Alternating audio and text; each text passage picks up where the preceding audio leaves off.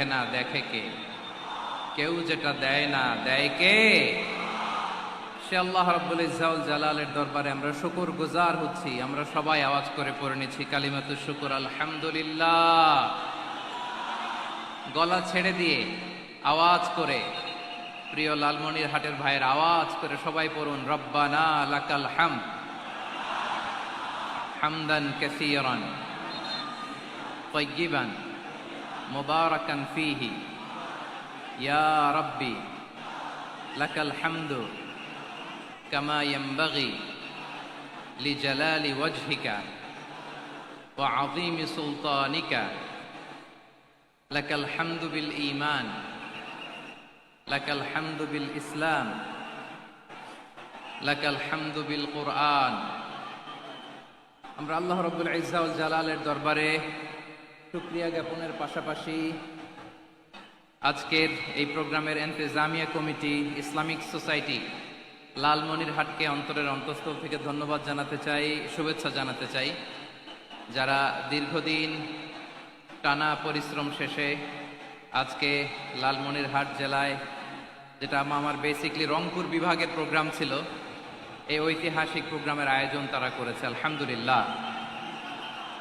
আজকের প্রোগ্রামে সম্মানিত সভাপতি, প্রধান অতিথি, বিশেষ অতিথি, মঞ্চে উপবিষ্ট আপনাদের অত্র এলাকার মা ও মাটির সন্তানেরা, নেতৃবৃন্দ, কমিউনিটি লিডার্স, লালমনিরহাট জেলার সম্মানিত ব্যবসায়ী ভাইয়েরা, চাকরিজীবী ভাইয়েরা,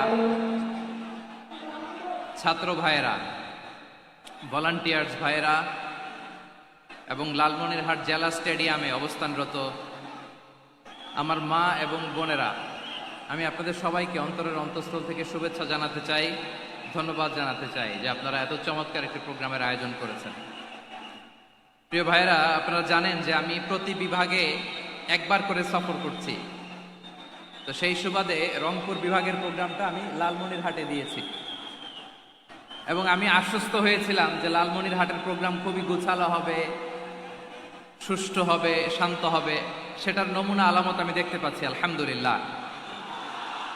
সবাই খুবই সুশৃঙ্খল, লক্ষ লক্ষ তাওহীদি জনতা, পেছনে অনেকে জায়গা পায় নাই কিন্তু কোনো আওয়াজ নাই, সবাই দাঁড়িয়ে আছে। এলইডি স্ক্রিন আছে, আপনারা স্ক্রিনে দেখতে পাচ্ছেন, আলহামদুলিল্লাহ। আমি সবাইকে দেখতে পাচ্ছি, মাশাআল্লাহ মাশাআল্লাহ।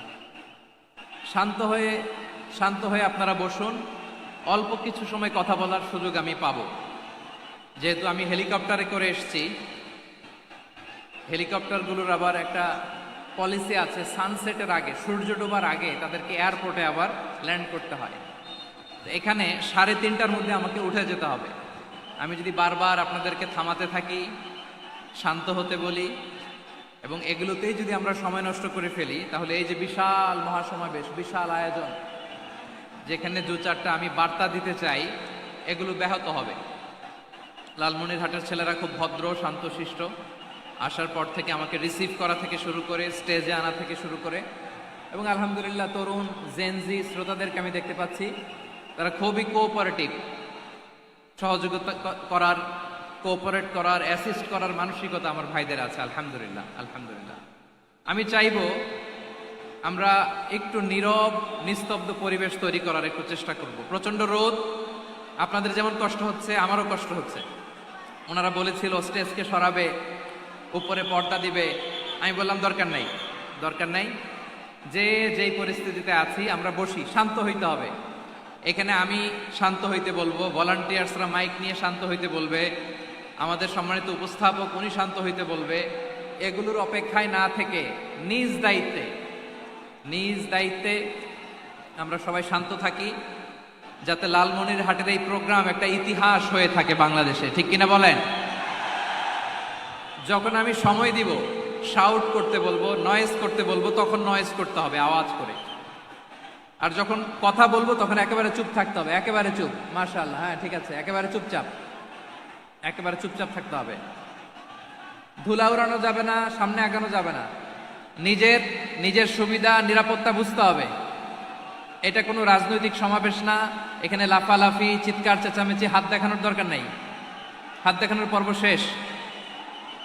এখানেও ঠান্ডা হয়ে গেছে, মাশাআল্লাহ। হ্যাঁ, মাশাআল্লাহ, আমাদের ভলান্টিয়ার্স ভাইরা, আমাদের স্বেচ্ছাসেবক ভাইরা, আইন শৃঙ্খলা রক্ষাকারী ভাইরা অনেক চেষ্টা করতেছে। মাশাআল্লাহ, ভেরি গুড।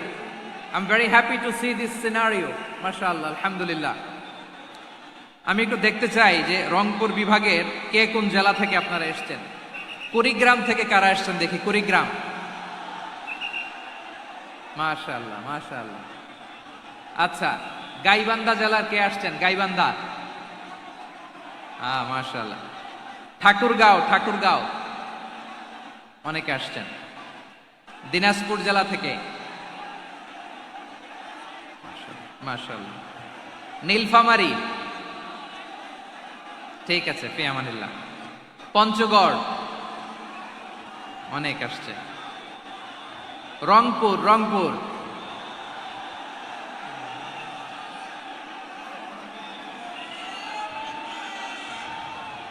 মাশাআল্লাহ, মাশাআল্লাহ, মাশাআল্লাহ, ঠিক আছে। লালমনিরহাটের কারা দেখি, লালমনিরহাট।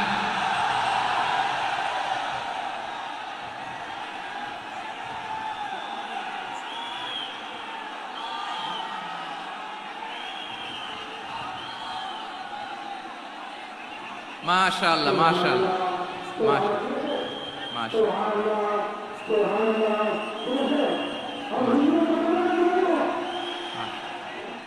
ঠিক আছে, ঠিক আছে।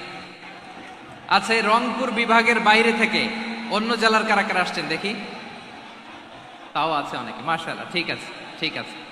আজকের প্রোগ্রামে উপস্থিত আছেন প্রধান অতিথি হিসেবে অধ্যক্ষ আসাদুল হাবিব দুলু ভাই, সাংগঠনিক সম্পাদক বিএনপি, জাতীয় নির্বাহী কমিটির সভাপতি, জেলা বিএনপি লালমনিরহাট।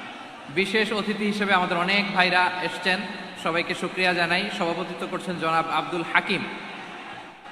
আইন শৃঙ্খলা বাহিনী, প্রশাসন, ভলান্টিয়ার্স, শুনেছি আমি প্রায় 5,000 ভলান্টিয়ার্স আপনারা নিয়োগ দিয়েছেন। আলহামদুলিল্লাহ, আলহামদুলিল্লাহ। অনেক গোছালো প্রোগ্রাম। আমার প্রাণ ঢালা ভালোবাসা জানবেন, আমার হৃদয়ের গহীন থেকে ভালোবাসা নিবেন, শুভেচ্ছা জানবেন সবাই। ঠিক আছে, ঠিক আছে। প্রিয় ভাইরা, আমরা আর কাল বিলম্ব না করে মূল আলোচনায় চলে যেতে চাই। আজকে যে টপিকের উপর আমি কথা বলবো, টপিকটা হচ্ছে peaceful coexistence and communal harmony, শান্তিপূর্ণ সহাবস্থান এবং সাম্প্রদায়িক সম্প্রীতি। আমাদের বাংলাদেশে সাম্প্রদায়িক সম্প্রীতি আছে না নাই? আবহমান কাল থেকে আমরা মুসলিম, হিন্দু, বৌদ্ধ, খ্রিস্টান, পাহাড়ি, নৃগোষ্ঠী মিলেমিশে একাকার, আমরা সবাই মিলে বাংলাদেশ। আওয়াজ করে বলেন ঠিক কিনা? আমাদের পারস্পরিক সম্প্রীতি, ভালোবাসা, সৌহার্দ্যপূর্ণ আচরণ, বোঝাপড়া, এটা বেশ মজবুত, বেশ মজবুত।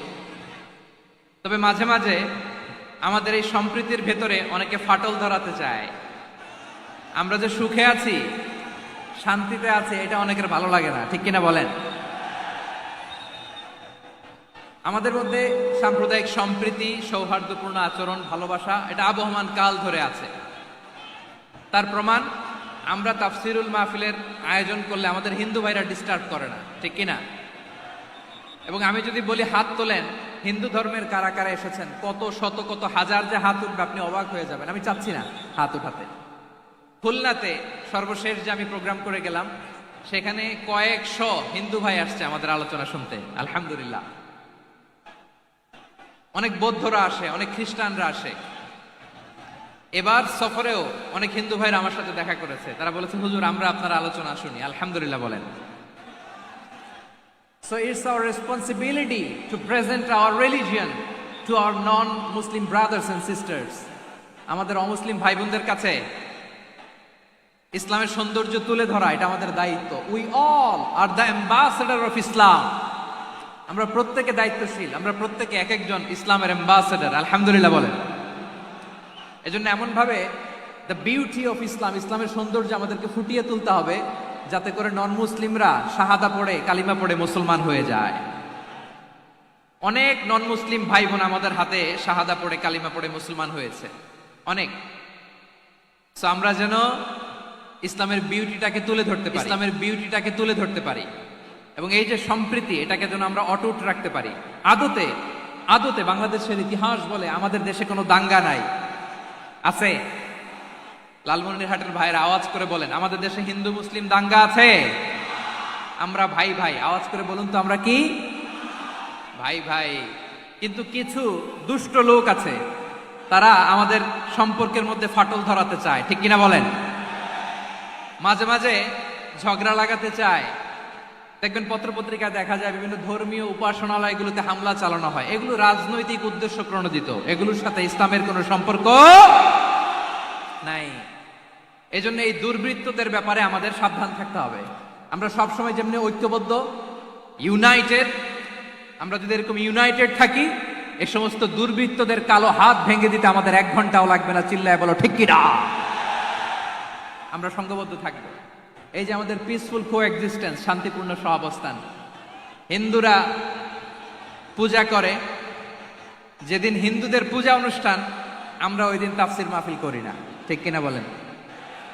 যেদিন আমাদের তাফসিরুল কোরআনের প্রোগ্রাম না, সুবহানাল্লাহ, হিন্দুদের পূজা অনুষ্ঠানে মাদ্রাসার ছাত্র যে পাহারা দেয়, গোটা বিশ্বে এরকম দৃষ্টান্ত, ঠিক কিনা বলেন? আইন শৃঙ্খলা বাহিনীর পাশাপাশি মাদ্রাসার ছাত্ররা যে সেখানে পাহারা দেয়, গোটা পৃথিবীতে এই দৃষ্টান্ত আপনি পাবেন না। মাদ্রাসার ছাত্ররা, তারা তো কোরআনের ধারক, তারা হাদিসের ধারক, তারা কেন মন্দির পাহারা দিবে? এই সম্প্রীতিকে ধরে রাখার জন্য, এই সৌহার্দ্যকে ধরে রাখার জন্য, আমাদের পারস্পরিক ভালোবাসাকে অটুট রাখার জন্য। আওয়াজ করে বলতে হবে ঠিক কিনা? এখন বলেন, আমাদের এই ভালোবাসা অটুট থাক, আমরা চাই কি চাই না? আমরা হিন্দু মুসলিম মিলেমিশে শান্তিপূর্ণ সহাবস্থান, সাম্প্রদায়িক সম্প্রীতি, লালমনিরহাটের ভাইয়ের আওয়াজ করে বলুন, এই সাম্প্রদায়িক সম্প্রীতি আমরা চাই কি চাই না? আল্লাহ এই দেশকে তুমি বরকতময় করো, বাংলাদেশকে তুমি শান্তিময় করো। আওয়াজ করে সবাই বলেন আমিন। এই জায়গাটাতে সামান্য একটু আওয়াজ হচ্ছিল, এটাও থেমে গেছে, আলহামদুলিল্লাহ, আলহামদুলিল্লাহ। এখন একেবারে everything is in my control, মাশাআল্লাহ। ঠিক আছে, আমি মূল আলোচনায় যাই। প্রিয় ভাইরা, আমি বলেছিলাম আমার আলোচনার বিষয় হচ্ছে শান্তিপূর্ণ সহাবস্থান, সাম্প্রদায়িক সম্প্রীতি। আমরা দেখব ইসলাম আমাদেরকে কি কি দিক নির্দেশনা দেয়। শান্ত হইতে হবে, খরগোশের কানের মতো কান দুটো আমার দিকে করে রাখেন। আমি এখনো উঠে যাব, হাত নাড়ায় লাভ নাই, আমি উঠে যাব। তাকায় থাকো আর কান খাড়া, আওয়াজ হবে না। হ্যাঁ, মাশাআল্লাহ, মাশাআল্লাহ, ঠিক আছে।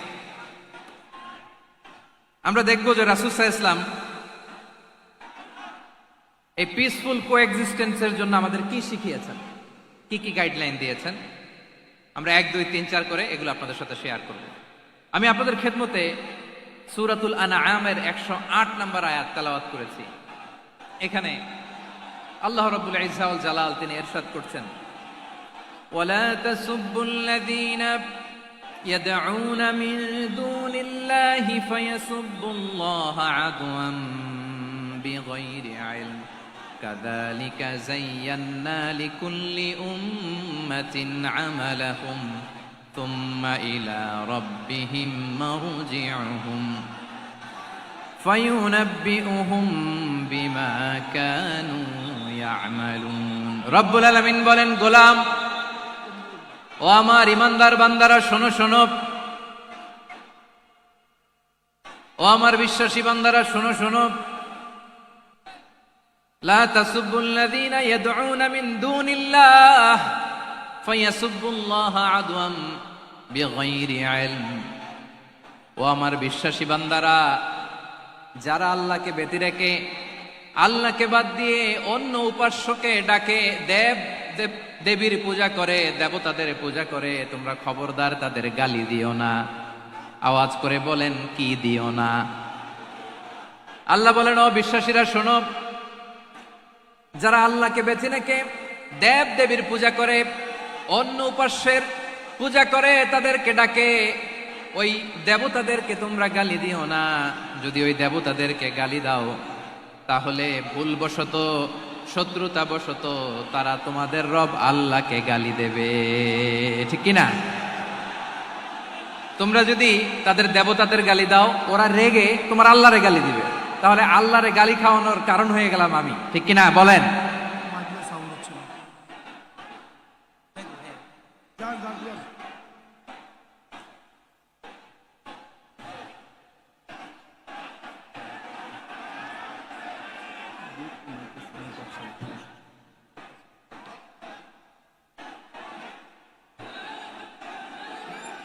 ভাইয়েরা, এত বিশাল প্রোগ্রাম, মাইকের একটা সেটআপ থাকে, তারগুলো অনেক সময় নড়ে যায়, ধাক্কা ধাক্কিতে ডিসপ্লেস হয়, একটু ঝামেলা হবে।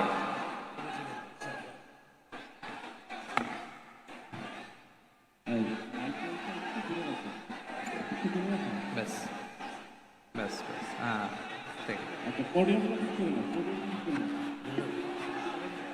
ঠিক আছে। একটু একটু সমস্যা হবে মাঝে মাঝে, আপনারা শান্ত থাকলে,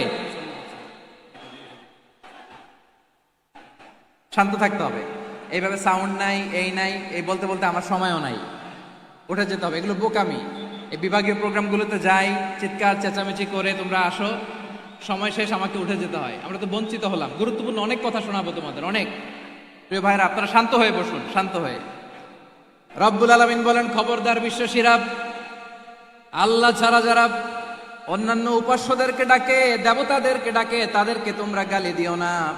ওই সমস্ত দেবতাদেরকে যদি তোমরা গালি দাও, তাহলে তারা আল্লাহকে গালি দিবে, ঠিক কিনা বলেন? আমরা দেবতাদের গালি দিলে ওরা আল্লাহকে গালি দিবে। রব্বুল আলামিন বলেন, খবরদার দেবতাদেরকে গালি দিও না, তাহলে ওরা তোমার রব আল্লাহরে গালি দেবে। প্রতিটি জাতির জন্য তাদের কাজকে আমি আল্লাহ সুশোভিত করে রেখেছি, তারা সবাই একদিন আমার কাছেই ফিরে আসবে। এরপর আমি রব্বুল আলামিন তাদের আমলনামা তাদেরকে জানিয়ে দেব। সুবহানাল্লাহ পড়ে। প্রিয় ভাইয়েরা, আল্লাহ তাআলা বলেছেন, খবরদার গালি দিও না। আদেশটা কার? আওয়াজ করে বলেন তো। হিন্দুদের দেবতা দেবদেবীদেরকে গালি দেওয়া যাবে না। আওয়াজ করে বলুন প্রিয় ভাইয়েরা, এই আদেশটা কার? এই আপনাদের গলার আওয়াজ। অন্য ধর্মের দেবতাদেরকে যে গালি দেওয়া যাবে না, এই আদেশটা কার? আরো জোরে বলুন, কার? গালি দিবেন কোন দেবতাকে? দিবেন? যদি দেন তাহলে ওরা আল্লাহরে গালি দিবে। তাহলে আল্লাহরে গালি খাওয়াইলো কে? আপনি, ঠিক কিনা বলেন? আমি আল্লাহকে গালি খাওয়ানোর কারণ হলাম, কারণ আমি যদি গালি না দিতাম, ওরা আমার রবকে গালি দিত না। আওয়াজ করে বলেন ঠিক কিনা? তাহলে প্রিয় ভাইয়েরা, ইসলাম আমাদেরকে শিখায়, সূরাতুল আনআমের 108 নম্বর আয়াত থেকে আমরা বুঝলাম, কোন ধর্মকে ছোট করা যাবে না। অন্য ধর্মকে ছোট করা মানে ইসলামকে ছোট করা। অন্য ধর্মের দেবতাকে গালি দেওয়া মানে আল্লাহকে গালি খাওয়ানো। আওয়াজ করে বলেন ঠিক কিনা? খবরদার, এটা করা যাবে না। আর অন্য ধর্মের দেবতাকে যদি আপনি গালি দেন, ওরা ইসলাম থেকে দূরে সরে যাবে। যাও ইসলামের প্রতি আকৃষ্ট হয়েছিল, আর কোনোদিন ইসলামের ধারে কাছে আসবে না। আওয়াজ করে বলেন ঠিক কিনা? এজন্য কখনো কোনোদিন অন্য ধর্মের দেবতাদেরকে গালি দেয়া যাবে না। অন্য ধর্মের কোনো দেবতাদেরকে আমরা গালি দিব না, গালি দিব না, বরং ইসলামের beauty, the beauty of Islam, ইসলামের সৌন্দর্যকে আমরা তুলে ধরবো। আমরা যদি বিশ্বনবী সাল্লাল্লাহু আলাইহি ওয়াসাল্লামের জীবনের দিকে তাকাই, তাহলে আমি দেখব বিষ্ণু ইসলাম মক্কাতে কিংবা মদিনাতে অন্য ধর্মের লোকদের সাথে খুব পিসফুলি লাইফ লিড করেছেন। হোক মুশরিক, হোক খ্রিস্টান, হোক ইহুদি, বিশ্বনবী সবার সাথে মিলেমিশে ছিলেন। আলহামদুলিল্লাহ বলেন। ইসলাম হচ্ছে পিসফুল রিলিজিয়ান। অন্য ধর্মের প্রতি সহনশীলতার সবক ইসলাম আমাদেরকে দেয়। কিন্তু প্রতিটি মুসলিমের এটা মনে রাখতে হবে, আল্লাহর কাছে পছন্দনীয়, গ্রহণযোগ্য ধর্ম, জীবনাদর্শ একটি, সেটা হচ্ছে ইসলাম। আওয়াজ করে বলেন সেটা কি? লালমনিরহাটের ভাইয়েরা আওয়াজ করে বলুন, আল্লাহর কাছে মনোনীত ধর্ম একটি, সেটা কি? এজন্য রব্বুল আলামিন বলেন, ইন্নাদ-দীনা ইনদাল্লাহিল ইসলাম, আল্লাহর কাছে মনোনীত, গ্রহণযোগ্য, অ্যাকসেপ্টেড ধর্ম, মতাদর্শ একটা, সেটা হলো ইসলাম।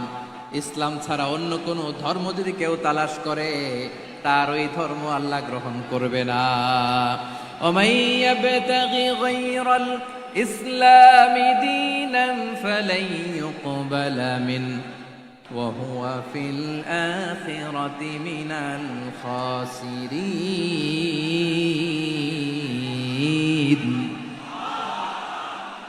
Whoever seek anything except Islam, that won't be accepted from him, and he will be loser in the day of judgment. কিয়ামতের দিন ইসলাম ছাড়া কেউ যদি অন্য কোনো ধর্ম তালাশ করেছে দুনিয়াতে, তার এই মতাদর্শ গ্রহণ করা হবে না। And he will be loser, সে হবে লুজার, ক্ষতিগ্রস্ত, হাই হাই কোম্পানির ম্যানেজার। ওর আমও শেষ, সালাও শেষ। আওয়াজ করে বলেন ঠিক কি না? এজন্য ইসলাম পেয়ে আমরা খুশি না বেজার? প্রত্যেক নামাজ শেষে আমরা আল্লাহরে বলি, আল্লাহ রাদিতু বিল্লাহি রাব্বা ওয়া বিল ইসলামি দীনা ওয়া বি মুহাম্মাদিন নাবিয়ান ওয়া রাসূলা। ও আল্লাহ, তোমারে রব হিসেবে পেয়ে আমরা খুশি। ও আল্লাহ, ইসলামকে ধর্ম হিসেবে পেয়ে আমরা খুশি। বিশ্বনবীকে আমাদের রাসূল পেয়ে আমরা খুশি।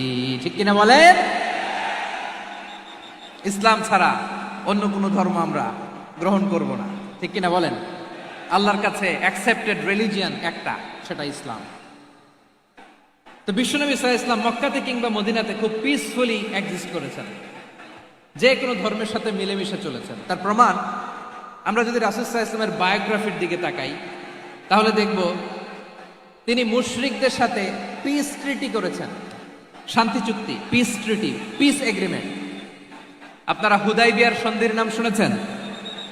আমার লালমনিরহাটের কলিজার টুকরা ভাইয়েরা, হুদাইবিয়ার সন্ধির নাম আপনারা শোনেন নাই? ষষ্ঠ হিজরিতে বিষ্ণু ঈসা ইসলাম মুশরিকদের সাথে এই ট্রিটি করেছেন, চুক্তি। কাদের সাথে? মুশরিকদের সাথে। আমরা তো মুসলমান বসতে পারি না। আমরা দুই মুসলিম ভাই একসাথে বসে চা খেতে পারি না, গল্প করতে পারি না। বিষ্ণু ঈসা ইসলাম মুশরিকদের সাথে ট্রিটি করেছেন, হুদাইবিয়ার সন্ধি। এই সন্ধির আগে মক্কা থেকে কেউ মদিনায় যেতে পারে না, মদিনা থেকে কেউ মক্কায় যেতে পারে না। কিন্তু এই সন্ধির পরে ট্রাফিক স্বাভাবিক হয়ে গেল। মক্কার লোকেরা মদিনায় আসতে পারে, মদিনার লোকেরা মক্কায় আসতে পারে। এটাকে বলে সুলহে Hudaybiyyah, the peace agreement of Hudaybiyyah, শান্তি চুক্তি। আমরা পৃথিবীতে এখন অনেক শান্তি চুক্তির নাম শুনি, এগুলো সব the piece treaty of Hudaibiya থেকে কপি করা। আল্লাহু আকবার। তাহলে বিশ্বনবী সাল্লাল্লাহু আলাইহি সাল্লাম তিনি যে শান্তিপূর্ণ সহাবস্থানে বিশ্বাসী ছিলেন, মুসলমানেরা যে অন্য ধর্মের প্রতি সহনশীল, তার প্রমাণ হচ্ছে এই পিস ট্রিটি। শুধু তাই নয়, মাইকের সাউন্ডটা একটু বাড়াই দিতে হবে, খুব দুর্বল, একটু মজবুত করতে হবে, আর একটু ক্লিন করতে হবে, আর সবগুলা জায়গায় সাউন্ড যাচ্ছে কিনা একটু ক্রস চেক করতে হবে। হ্যাঁ, পাবেন, দিচ্ছে। Mic operator is trying his level best, দিচ্ছে। মাইক অপারেটর যিনি আছেন, প্রতিটি জায়গায় প্রতিটি সাউন্ড বক্সে যেন আওয়াজ পাওয়া যায়, একটু ক্রস চেক করেন, সাউন্ডটাকে একটু স্ট্রং করে দেন। হ্যাঁ, ঠিক আছে, মাশাআল্লাহ। এদিকে তাকান, এদিকে। মক্কার পার্ট গেল, পিস এগ্রিমেন্ট করলেন, শান্তি চুক্তি। বিষ্ণু ঈসা ইসলাম মদিনায় যে কি করলেন? মদিনায় যে বিষ্ণু ঈসা ইসলাম মদিনা চার্টার করলেন, মদিনা সনদ, সাহিফাতুল মদিনা, এটার বলে মদিনা চার্টার। এই যে ওয়েস্টে, ইউরোপে, আমেরিকাতে তারা অনেক চার্টার করে, এই সব চার্টার মদিনা চার্টার থেকে কপি করা। আওয়াজ করে পড়েন সুবহানাল্লাহ। বিষ্ণু ঈসা ইসলাম মদিনায় গেলেন, মদিনাতে মুসলিম, মুশরিক, ইয়াহুদি, এই তিন ধর্মের লোক মিলে সব স্টেক হোল্ডার যারা আছে সবাইকে নিয়ে বিষ্ণু ঈসা ইসলাম মদিনা চার্টার করলেন, মদিনা সনদ। পড়েন সুবহানাল্লাহ। শুধু তাই নয়, মক্কাতে বিশ্বনবী পিস এগ্রিমেন্ট করলেন, শান্তি চুক্তি মুশরিকদের সাথে। মদিনাতে যে বিশ্বনবী মদিনা চার্টার করলেন, মদিনা সনদ করলেন ইহুদিদের সাথে। আবার মদিনাতে বিশ্বনবী ইহুদিদের সাথে পিস ডায়ালগ করলেন, ইন্টারফেথ ডায়ালগ করলেন, আন্তধর্মীয় সংলাপ করলেন। যেই সংলাপের মূল ভিত্তি ছিল তাওহীদ। মূল ভিত্তি ছিল কি? তাওহীদ। বিশ্বনবী ইহুদিদেরকে ডাকলেন, আহ্বান করলেন, কুল ইয়া আহলাল কিতাবি তাআলাউ ইলা কালিমাতিন সাওয়াইন বাইনানা ওয়া বাইনাকুম আল্লা না'বুদা ইল্লাল্লাহ ওয়া লা নুশরিকা বিহি শাইআন ওয়া লা ইয়াত্তাখিযা বা'দুনা বা'দান আরবাবাম মিন দুনিল্লাহ فإن تولوا فقولوا اشهدوا بأننا مسلمون। সুবহানাল্লাহ পড়েন। বিশ্বনবী মদিনার ইহুদিদের ডেকে বললেন, ও ইহুদিরা, শোনো শোনো, আসো এমন একটা আদর্শের প্রশ্নে আমরা একত্রিত হই যে আদর্শের প্রচার তোমাদের নবীরাও করেছে, আমিও করি। যে আদর্শের কথা তোমাদের পবিত্র ধর্মগ্রন্থগুলোতে আছে, আমার কোরআনেও আছে। সেটা হলো তাওহীদ। আমরা এক আল্লাহ ছাড়া কারো ইবাদত করব না, আল্লাহর সাথে কাউরে শরীক করব না, আল্লাহ ছাড়া কাউরে রব মানব না। পড়েন সুবহানাল্লাহ। তাহলে আমার প্রিয় লালমনিরহাটের ভাইরা, মদিনাতে যেয়ে তিনি মদিনা চার্টার করলেন, মদিনা সনদ, পিস ডায়ালগ করলেন, শান্তির সংলাপ, ইন্টারফেথ ডায়ালগ করলেন, আন্তধর্মীয় সংলাপ, যার ভিত্তি ছিল তাওহীদ। সুবহানাল্লাহ পড়েন। তাহলে অন্য ধর্মের প্রতি সব সময় ইসলাম সহনশীল, টলারেন্স। যদি আপনি দেখতে চান ইসলামের নবী, বিশ্ব নবীর দিকে তাকান, ঠিক কিনা বলেন? আমরা তো সংখ্যালঘুদের রাইটস প্রোটেক্ট করার জন্য কত আইন বানাই, কত বৈঠক করি, কত সংবাদ সম্মেলন করি। বিষ্ণু সাল্লাল্লাহু আলাইহি ওয়াসাল্লাম সংখ্যালঘুদের রাইটসের ব্যাপারে, অধিকারের ব্যাপারে যে কথা বলেছেন, শুনলে আপনি অবাক হয়ে যাবেন। বিশ্বনবী বলেন, আলা মান যালামা মুআহাদান আও ইনতাকাসাহু আও কাল্লাফাহু ফাওকা তাআতিহি আও কাল্লাফাহু ফাওকা তাকাতিহি আও আখাযা মিনহু শাইআন বিগাইরি তিবি নাফসিন ওয়া আনা হাজিজুহু ইয়াউমাল কিয়ামা। খবরদার, জেনে রাখো, কেউ যদি কোনো সংখ্যালঘুর উপরে অত্যাচার করে, কোনো সংখ্যালঘুর প্রাপ্য থেকে যদি কেউ কাউকে ঠকায়, সংখ্যালঘুর উপর যদি কেউ কষ্ট দেয়, কোনো সংখ্যালঘুর সম্পদ যদি কেউ জোর করে কেড়ে নেয়, আমি কিয়ামতের দিন বিশ্বনবী ওই সংখ্যালঘুর পক্ষে আর ওই মুসলমানদের বিপক্ষে বাদী হয়ে দাঁড়াবো। সুবহানাল্লাহ বলতে পারলেন না? আল্লাহু আকবার। আপনি নামাজি, আপনি মুসল্লি, আপনি হাজী সাহেব, তাহাজ্জুদ পড়তে পড়তে কপালে দাগ ফেলে দিছেন। আপনার প্রতিবেশী হিন্দু, ভাবছেন আমার তো পাওয়ার আছে, ওর জমিটা দখল করি। বিশ্বনবী বলেন, কিয়ামতের দিন ওই হিন্দুর পক্ষে তোর বিরুদ্ধে আমি বাদী হয়ে দাঁড়াবো। পৃথিবীর কোন ধর্মে এরকম স্টেটমেন্ট পাবেন? পাবেন? আপনি ভাবছেন আপনি নামাজ পড়লে হাজী সাহেব কপালে দাগ ফেলাই দিলে আপনি সালসালায়ে জান্নাতে চলে যাবেন না? খবরদার। বিশ্বনবী বলেন, কোন সংখ্যালঘুর উপর যদি কেউ আক্রমণ করে, তার প্রাপ্য তাকে না দিয়ে যদি তাকে ঠকায়, তার উপর জুলুম করে, তার সম্পদ যদি কেড়ে নেয়, আমি নবী, তুমি মুসলিম হইতে পারো, মুসল্লি হইতে পারো, তার পক্ষে, তোমার বিপক্ষে আল্লাহর দরবারে বাদী হয়ে দাঁড়াবো। আচ্ছা লালমনিরহাটের ভাইরা, কথা বুঝতে পারলে আওয়াজ করে উত্তর দেন। বিশ্বনবী যদি কারো বিপক্ষে দাঁড়ায় কিয়ামতের দিন, আই রিপিট, আমি আবারও বলছি, বিশ্বনবী যদি কিয়ামতের দিন কারো বিপক্ষে দাঁড়ায়, ও তো সালসালায়ে জান্নাতি, তাই না? জান্নাতি না? যে নবীর সুপারিশ ছাড়া জান্নাতের গেটও দেখা যাবে না, ওই নবী যদি বলে তোর বিপক্ষে আমি বাদী হয়ে দাঁড়াবো, ওই জান্নাতে আর ঢোকার কোনো সুযোগ আমাদের থাকবে? এখানেই শেষ না আমার প্রিয় লালমনিরহাটের ভাইয়েরা, এখানেই শেষ নয়। বিশ্বনবী বলেন, মান কাতালা মুআহাদান, বুখারীর বর্ণনা, মান কাতালা মুআহাদান লাম ইয়ারাহ রাইহাতাল জান্নাহ। কেউ যদি, কোনো মুসলিম যদি অন্যায়ভাবে কোনো সংখ্যালঘুকে হত্যা করে, কোনো হিন্দুকে হত্যা করে, কোনো বৌদ্ধরে হত্যা করে, অন্যায়ভাবে কোনো মুসলিম যদি কোনো সংখ্যালঘুরে হত্যা করে, জান্নাতে যাওয়া তো দূরের কথা, ওই মুসলিম জান্নাতের ঘ্রাণও পাবে না। সেই বুখারীর বর্ণনা, মান কাতালা মুআহাদান লাম ইয়ারাহ রাইহাতাল জান্নাহ ওয়া ইন্না রিহাহা লা ইউজাদু মিন মাসিরাতি 40 আমা। যে জান্নাতের ঘ্রাণ 40 বছর দূরের রাস্তা থেকেই পাওয়া যায়। সুবহানাল্লাহ পড়েন। প্রিয় ভাইরা, এখান থেকে জান্নাতে পৌঁছতে লাগবে 40 বছর। এত দূর, কত বছর? সবাই বলেন, কত বছর? এখান থেকে জান্নাতে পৌঁছতে লাগবে 40 বছর। এত দূরে থাকতেই জান্নাতের ঘ্রাণ আপনার নাকে এসে ধাক্কা মারবে। বিষ্ণুই বলেন, যে ব্যক্তি কোন সংখ্যালঘুকে হত্যা করে, জান্নাতের ঘ্রাণ তো পাবেই, জান্নাতে তো ঢুকতে পারবেই না, জান্নাতের ঘ্রাণও তার নাকে লাগবে না। পড়েন নাউযু বিল্লাহ। তাহলে সংখ্যালঘুদের ব্যাপারে ইসলামে অধিকার দেয়া আছে না নাই? লালমনিরহাটের ভাইয়ের আওয়াজ করে বলেন, আমার সংখ্যালঘু হিন্দু ভাইদের রাইটস, অধিকার আমাদের ইসলামে প্রোটেক্টেড আছে না নাই? এখানেই শেষ না। বিষ্ণু ইসলাম আপনার অমুসলিম প্রতিবেশীর সাথে ভালো আচরণ করতে বলেছে।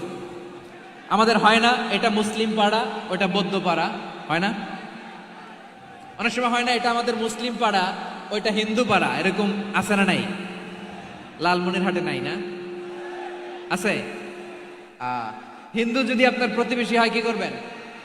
ওরে কষ্ট দিবেন নাকি?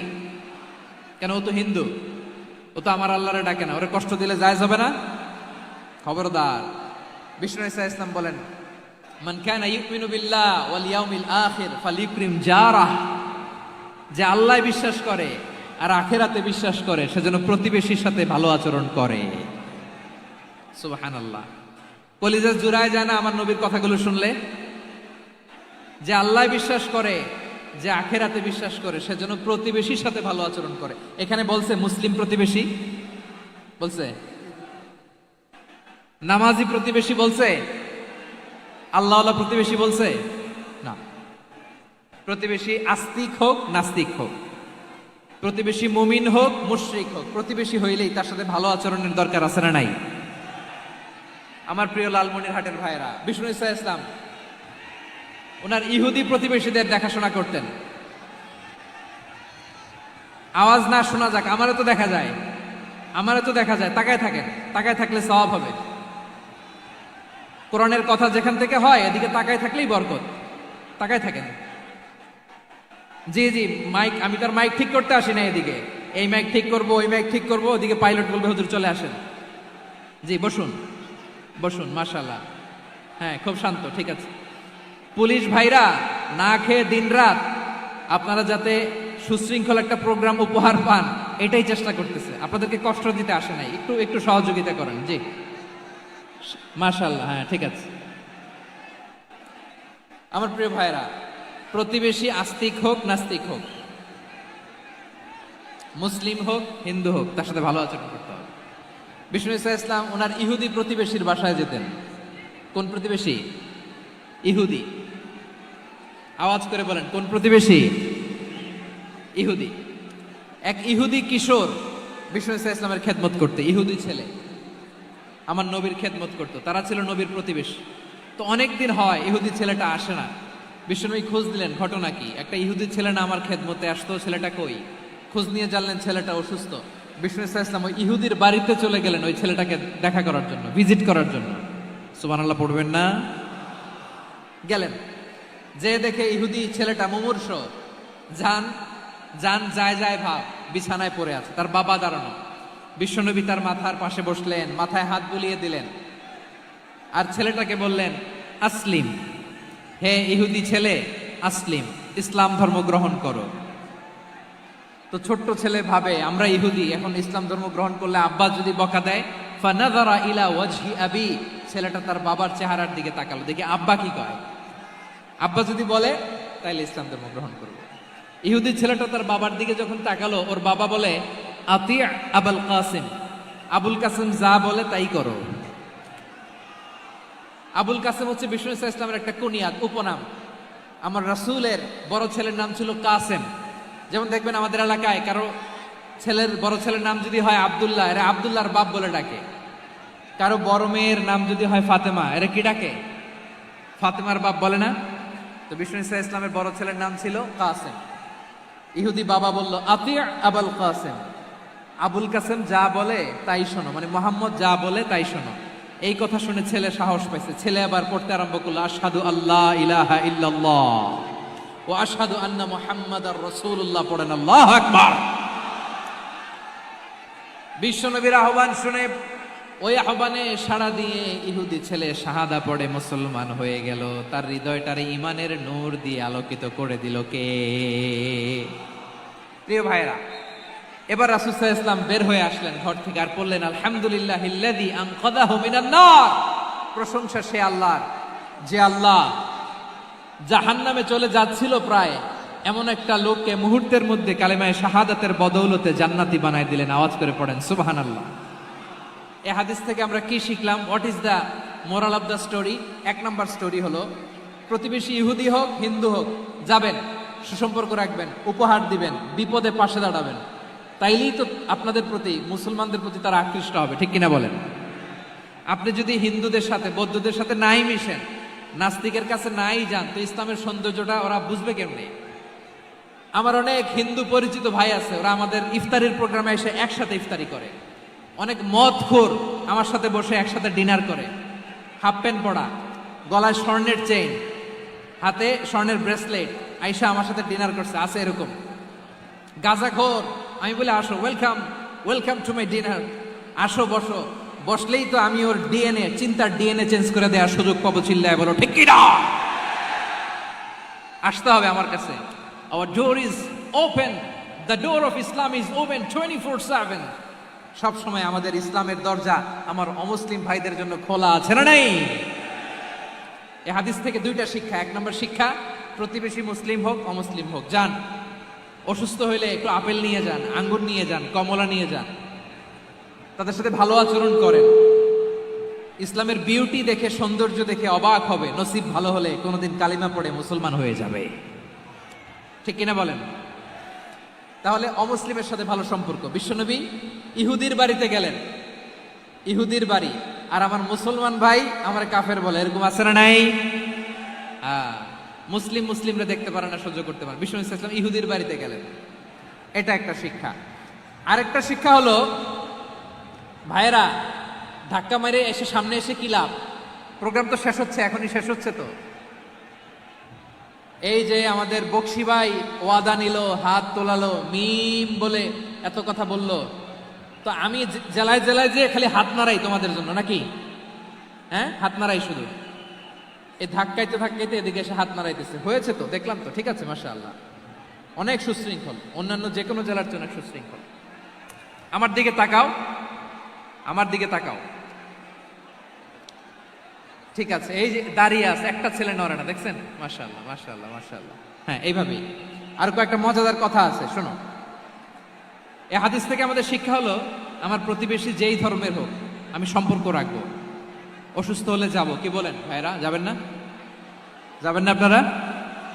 আচ্ছা, 2 নম্বর শিক্ষা হলো, বিষ্ণু ইসলামের খাদেম ছিল ইহুদি, এতদিন খেদমত করলো, একদিনও বিশ্বনবী ওরে কালিমার দাওয়াত দেয় নাই। কারণ কি? বিশ্বনবী একটা ভালো সময়ের অপেক্ষা করতেছিলেন, প্রপার টাইমিং। দাঈর কাজ হচ্ছে দাঈ ইলাল্লাহ, সে হচ্ছে সুযোগ সন্ধানী। দাঈ সুযোগ খোঁজে, কখন দাওয়া দিলে ব্যাটে বলে হবে, ঝুপ বুঝে কোপ মারে, ঠিক কিনা বলেন? বিষ্ণু ইসলাম ভালো সময়ের অপেক্ষা করতেছিলেন, দেখি ভালো সময় আসুক আসুক আসুক আসুক। আস্তে আস্তে এমন সময় আসছে, ছেলে এবার মুমূর্ষ। অসুস্থ ব্যক্তির হৃদয় অত্যন্ত নরম থাকে, হসপিটালে যখন কেউ যায় তার হৃদয়টা বড্ড নরম থাকে, মৃত্যুর ভয়ে তার অন্তরটা নরম থাকে, ঠিক কিনা বলেন? এই প্রপার টাইমিং এর অপেক্ষা করতেছিলেন। যখনই টাইমিং পেয়েছেন, দাওয়াত দিলেন, পড়ো লা ইলাহা ইল্লাল্লাহ, সুবহানাল্লাহ পড়েন সবাই। তাহলে ইসলাম অমুসলিম প্রতিবেশীর সাথে ভালো আচরণ করতে বলে। ইসলাম অমুসলিম মাতা পিতার সাথেও ভালো আচরণ করতে বলে। মাতা পিতা যদি অমুসলিম হয়, তারা ফেলে দিতে পারবেন? পারবেন? আমার লালমনিরহাটের ভাইয়েরা, অনেক হিন্দু ছেলে আমাদের হাতে শাহাদা পড়ে মুসলিম হয়, কিন্তু ওর মা মুসলমান হয় নাই, বাবাও হয় নাই, এরকম আছে না নাই? তো ও হয়েছে মুসলিম, মা বাপ হিন্দু, এখন মা বাপ কি বাদ? হ্যাঁ, মা বাপ বাদ দেয়া যাবে? যেই মা আপনারে 9 মাস 8 মাস পেটে ধারণ করলো, আপনার মায়ের নার ছেঁড়া ধন, আপনি ওই মারে বাদ দিতে পারবেন? যে মায়ের বুকের তাজা দুধ খেয়ে আপনি আজকে বাড়ন্ত তাজা তরতাজা, ওই মারে বাদ দেয়া যাবে? মায়ের এক ধারে দুধের দাম, কাটিয়া গায়ের চাম, পাপুষ বানাইলে ঋণের শোধ হবে না, এমন দরদি ভাবে কেউ হবে না আমার মাহা গো। মায়ের এক ধারে দুধের দাম, কাটিয়া গায়ের চাম, পাপুষ বানাইলে ঋণের শোধ হবে না, এমন দরদি ভাবে কেউ হবে না আমার মাহা গো। ঠিক কিনা?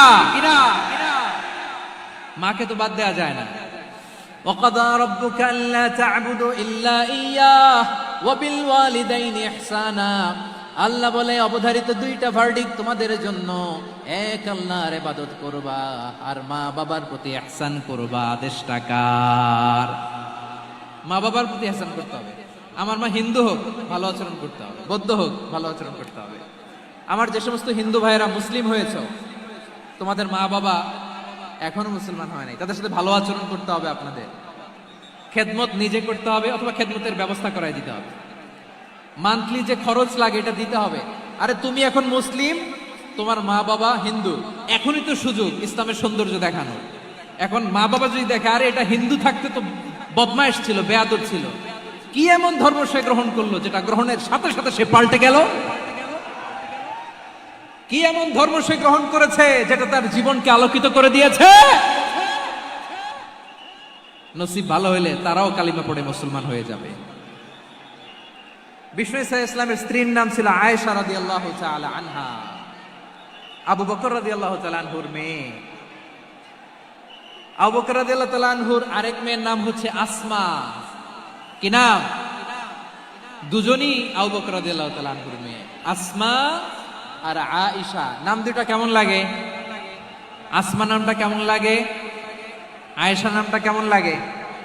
সবার ভালো লাগে নাই? নাম দুটো আপনাদের ভালো লাগে? লালমনিরহাটে অনাগত যদি কন্যা সন্তান হয়, যদি মনে চায় আসমা রেখে দিতে পারবেন, যদি মনে চায় আয়েশা রেখে দিয়েন।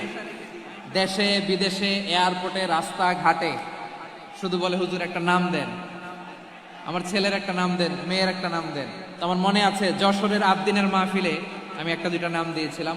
আজকে লালমনিরহাটের এই প্রোগ্রামে কন্যা সন্তান যদি হয় দুটা নাম দিলাম, আসমা কিংবা আয়েশা। ইনশাআল্লাহ পড়েন। দুজন বোন, এক মায়ের না, বাবা এক মা দুইজন। আয়েশা রাদিয়াল্লাহু তাআলা আনহার মায়ের নাম উম্মে রুমান, আর আসমা রাদিয়াল্লাহু তাআলা আনহার মায়ের নাম কুতাইলা বিনতে আব্দুল উজ্জা। আবু বকর রাদিয়াল্লাহু তাআলা আনহু 4টা বিয়ে করেছিলেন। তো একই ঘটনা ঘটেছে এই ফ্যামিলিতে। আসমা ইসলাম ধর্ম গ্রহণ করে মুসলিমা, মুশরিকা। আই রিপিট, বোঝার জন্য আমি আবারও বলি, আসমা রাদিয়াল্লাহু তাআলা আনহা মুসলিমা, আর আসমার মা কুতাইলা, আওয়াজ করে বুঝে থাকলে বলেন, আসমার মা মুশরিকা। তার মানে মেয়ে মুসলিম, মা অমুসলিম। ভেজাল আছে না নাই? কিন্তু কুতাইলা আর ধৈর্য ধারণ করতে পারে না। নার ছেড়া ধন, কলিজার টুকরা ধন, কলিজার টুকরা সন্তান আসমারে দেখতে বড্ড মন চায়। সাইয়েদনা আসমা রাদিয়াল্লাহু তাআলা আনহা মক্কা থেকে হিজরত করে মদিনায় চলে গেলেন। হুদাইবিয়ার পর যখন মক্কা মদিনার ট্রাফিক স্বাভাবিক হলো, মক্কার লোক মদিনায় যায়, মদিনার লোক মক্কায় আসে। কুতাইলা কলিজার টুকরা সন্তান আসমারে দেখার জন্য কিছু উপহার নিয়ে বিশাল মরুপথ পাড়ি দিয়ে মক্কা থেকে মদিনায় যায়। সুবহানাল্লাহ বলেন। এখন মা আসছে মেয়ের সাথে দেখা করতে, মেয়ে তো আর দেখা দেয় না। মেয়ে ভাবছে আমার মা তো মুশরিকা, অপবিত্রা, তার সাথে কি দেখা দেয়া যাবে? বিশ্বনবীর দরবারে চলে গেলেন। সুবহানাল্লাহ বলেন। কি সৌভাগ্যবান ছিল তারা, মাসলা জানার দরকার হলেই নবীর দরবারে চলে যেত। ঘরে বউয়ের সাথে ঝগড়া হলে নবীর দরবারে চলে যেত। অনেক সাহাবী বলে আমার পেটে ক্ষুধা লাগলো আমি নবীর কাছে চলে যেতাম, কারণ নবীর চেহারার দিকে তাকালেই আমার পেটের ক্ষুধা মিটে যেত। সাইয়েদনা আসমা রাদিয়াল্লাহু তাআলা আনহা বিশ্বনবীর কাছে চলে গেলেন, যে বললেন ইয়া রাসূলুল্লাহ ইয়া হাবিবাল্লাহ ইন্না উম্মি কাদিমাতুন ইলাইয়া ওয়া হিয়া রাগিবা। আমার মা মক্কা থেকে অনেক দূর মরুর পথ পাড়ি দিয়ে উপহার সামগ্রী নিয়ে মদিনায় আমার সাথে দেখা করতে এসেছে গো নবী। আমার জানতে বড্ড ইচ্ছে হয় আমি আমার মুশরিকা মায়ের সাথে একটু দেখা করতে পারবো কিনা। আফা আসিলুহা, আগে যেমনি আমি আমার মায়ের সাথে ভালো আচরণ করতাম, যেমনি আমি আমার মায়ের সাথে সদাচরণ করতাম গো নবী, এখন আমি মুসলিমা মা মুশরিকা, এখনো কি আগের মতো সদাচরণ করতে পারবো নাকি? বিশ্বনবী বললেন নাম সিদিহা, হ্যাঁ রে আসমা, অবশ্যই অবশ্যই, আগে ঠিক যেমন তুমি তোমার মায়ের সাথে ভালো আচরণ করতে এখনো তেমনি আগের মতো ভালো আচরণ করবা। আওয়াজ করে পড়েন সুবহানাল্লাহ। কি ইসলাম আমরা পেয়েছি, কত ব্রড মাইন্ডেড আমাদের ইসলাম। কত ওপেন মাইন্ডেড, ইসলাম কত ওপেন আপ করতে পারে, চিন্তা করতে পারেন। বিষ্ণু বললেন হ্যাঁ অবশ্যই, নাম সুলিহা, আগে যেমনি ভালো আচরণ করছো আসমা, এখন ওই রকমই করো, পারলে আরো বাড়াই করো। সুবহানাল্লাহ বলেন। তাহলে আমার যে হিন্দু ভাইরা, হিন্দু বোনেরা, ইমানের বদৌলতে দৌলতে আপনি ধন্য হয়েছেন, আপনার আম্মা আব্বা এখনো মুসলমান হয় নাই, তাদের জন্য দোয়া করেন, তাদের জন্য দোয়া করেন, আল্লাহ যেন তাদেরকেও ইমানের দৌলত দান করে। আমরা সবাই পড়ি আমিন, আরো জোরে পড়েন আমিন। এখন বলেন, ইসলাম কি ন্যারো মাইন্ডেড রিলিজিয়ান না ব্রড মাইন্ডেড? লালমনিরহাটের যুবক ভাইরা আওয়াজ করো, ইসলাম কি ন্যারো মাইন্ডেড না ব্রড মাইন্ডেড? কতটা ব্রড মাইন্ডেড দেখেন। বিশ্বনবী সাল্লাল্লাহু আলাইহি সাল্লাম অমুসলিমরা যদি নবীকে উপহার দিত, ওই উপহারও বিশ্বনবী গ্রহণ করতেন। সুবহানাল্লাহ পড়েন। আপনার অমুসলিম বন্ধু যদি উপহার দেয়, সেটাও আপনি নিতে পারবেন, যেটা নেওয়া যায়।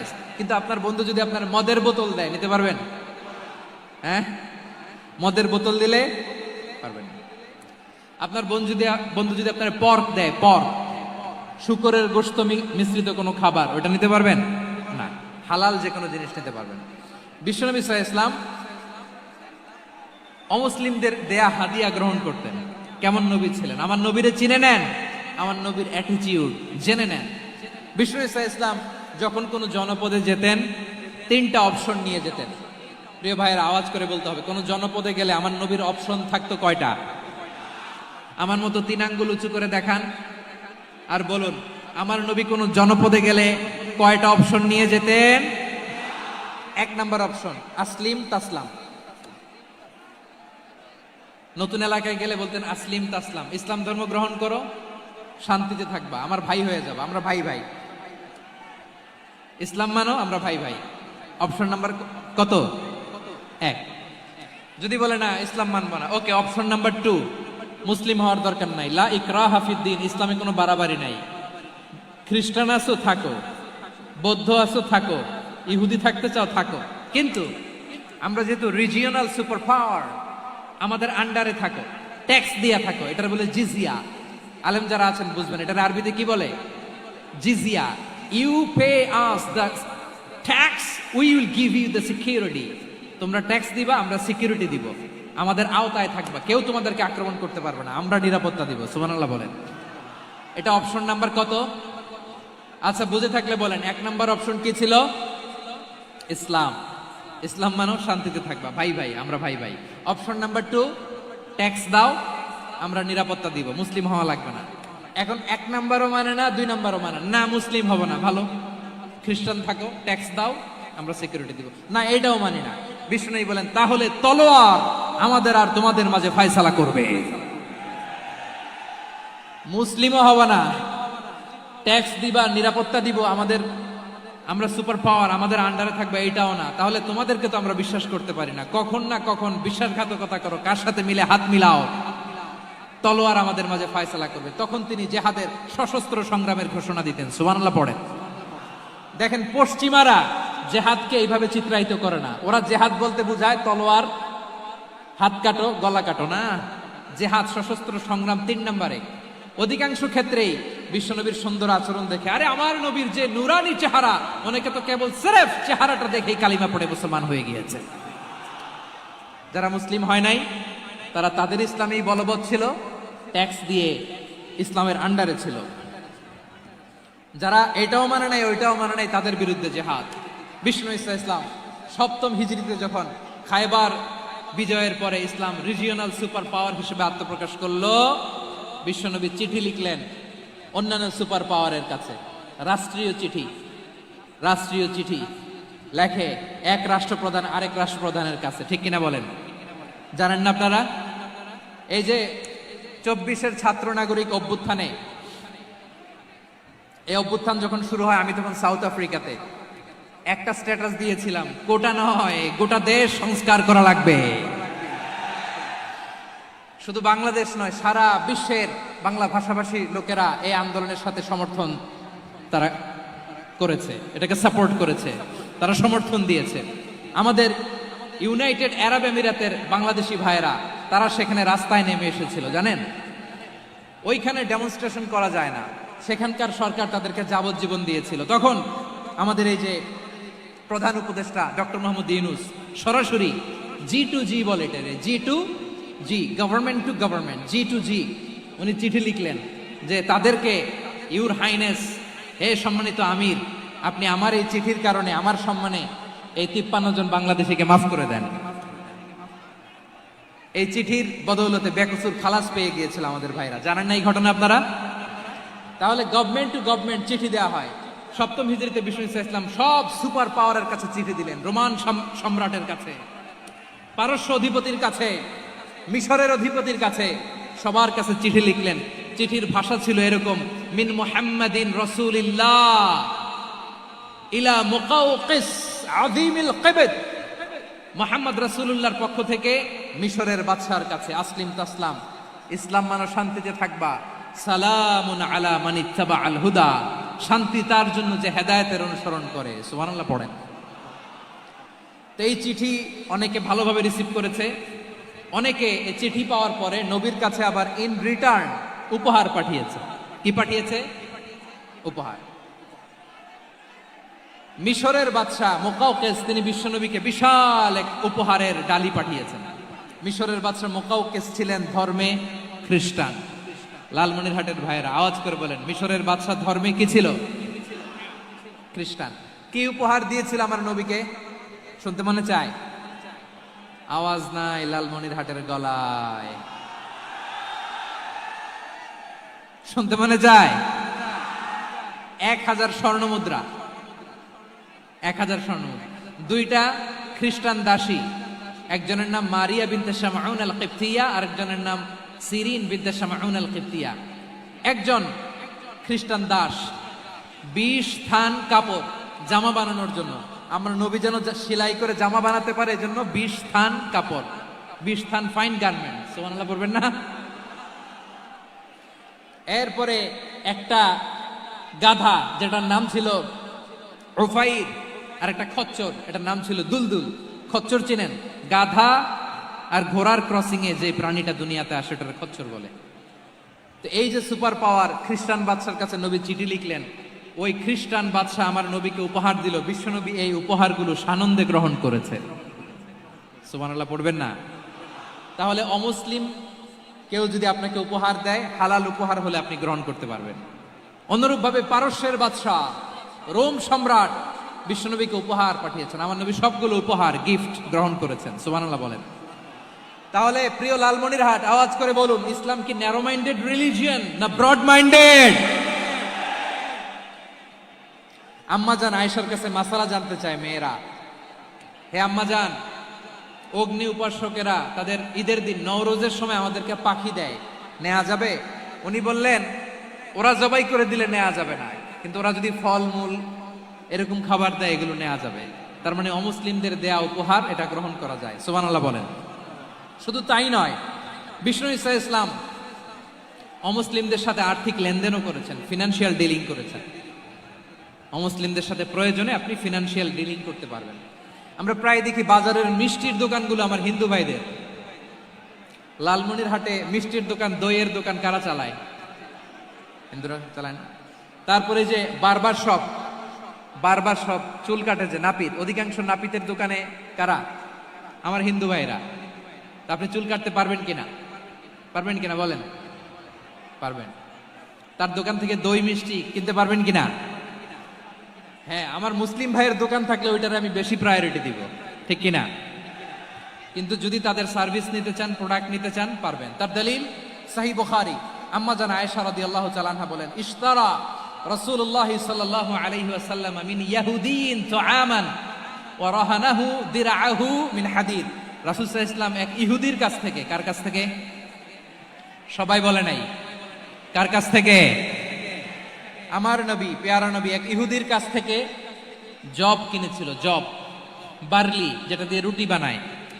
ওই জবের দাম দেওয়ার টাকা পয়সা নবীর কাছে ছিল না। ফলে নবী ওনার একটা পোশাককে মর্গেজ রেখেছিলেন, মর্গেজ, বন্ধক, যে এখন এটার দাম দিতে পারবো না, কয়েক কেজি বার্লি নিয়ে যাই আর বন্ধক হিসেবে আমার জামাটা রেখে গেলাম, যেদিন দাম দিব ওই দিন জামাটা ছুটাই নিয়ে যাব।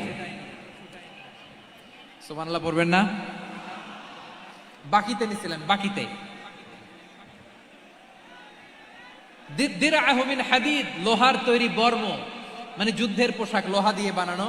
বিশ্বনবী বললেন, কয়েক কেজি জব দাও, টাকাটা পরে দিব, এখন টাকা নাই, বন্ধক হিসেবে মর্গেজ হিসেবে আমার জামা রেখে গেলাম, যখন টাকা দিব জামা ছুটায় নিব। আওয়াজ করে বলতে হবে সুবহানাল্লাহ। এ থেকে বোঝা গেল অমুসলিমদের সাথে ফিনান্সিয়াল ডিলিং করা যায়, অর্থনৈতিক লেনদেন করা যায়, কেনাবেচা করা যায়, প্রোডাক্ট কেনা যায়। এমনকি আমাদের মসজিদে নববীতে বারান্দায় আপনারা একটা অটোমেটিক ফ্লাইং আমব্রেলা দেখছেন? সূর্য যখন বাড়ে মসজিদে নববীর বারান্দায় ইয়ার্ডের মধ্যে অটোমেটিক্যালি কিছু আমব্রেলা আছে, সাঁ করে খুলে যায়, আর সূর্যের তাপ লাগে না। আবার সন্ধ্যাবেলায় এই আমব্রেলাগুলো ওরা ক্লোজ করে ফেলে, দেখেন নাই না? দেখছেন? এই মসজিদে নববীকে সর্বোচ্চ উন্নত মানের কনস্ট্রাকশন ইনফ্রাস্ট্রাকচার ডেভেলপ করার জন্য কর্তৃপক্ষ কিছু অমুসলিম ইঞ্জিনিয়ারের, ডিজাইনারের সহায়তা নিয়েছিল। সুবহানাল্লাহ বলেন। কোন দলিলের ভিত্তিতে? এই দলিলের ভিত্তিতে যে বিষ্ণু ঈসা ইসলাম অমুসলিমদের সাথেও লেনদেন করেছেন। আওয়াজ করে বলতে হবে আল্লাহু আকবার। শুধু তাই নয়, ইন কেস অফ ইমার্জেন্সি, প্রয়োজনে ইসলামের খাতিরে, ইসলামকে সামনের দিকে এগিয়ে নিয়ে যাওয়ার জন্য অমুসলিমদের সাপোর্ট নেওয়া জায়েজ আছে। সুবহানাল্লাহ বলেন।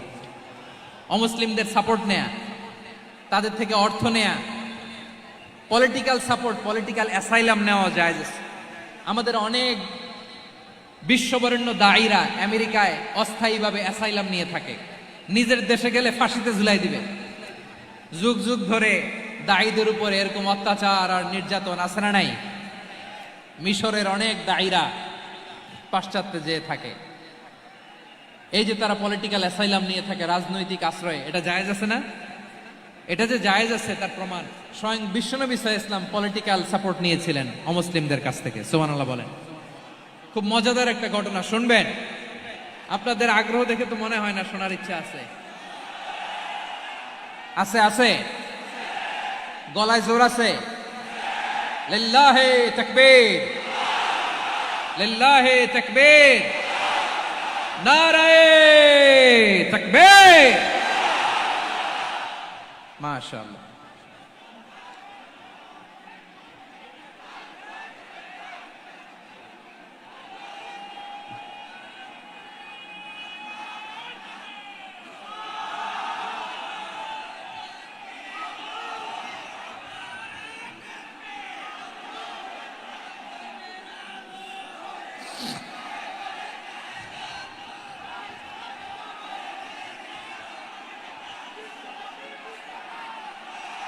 মাশাআল্লাহ মাশাআল্লাহ।